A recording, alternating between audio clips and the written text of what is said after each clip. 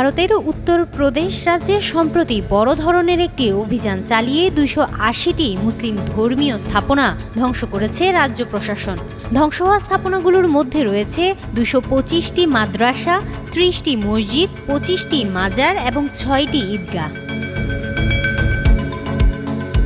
প্রশাসনের দাবি, এসব স্থাপনার কোনো আইনি অনুমোদন ছিল না এবং এগুলো উগ্রপন্থা ছড়ানোর কেন্দ্রে পরিণত হওয়ার শঙ্কা ছিল। বিজেপি সরকার বরাবরই অভিযোগ করে আসছে, অবৈধ ধর্মীয় স্থাপনাগুলো উগ্রবাদ ও সন্ত্রাসবাদ চর্চার জায়গা হয়ে উঠেছে। এই ঘটনার কয়েকদিন আগেই জম্মু কাশ্মীরের পেহেলগামে সন্ত্রাসী হামলায় 26 জন হিন্দু পর্যটক নিহত হন।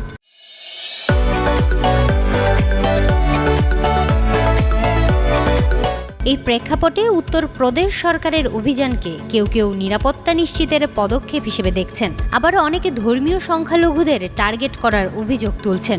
ঘটনাগুলো ভারতের সাম্প্রতিক ধর্মীয় ও রাজনৈতিক উত্তেজনার প্রতিফলন হিসেবেও বিবেচিত হচ্ছে। হিমাতুল জান্নাত, যুগান্তর নিউজ।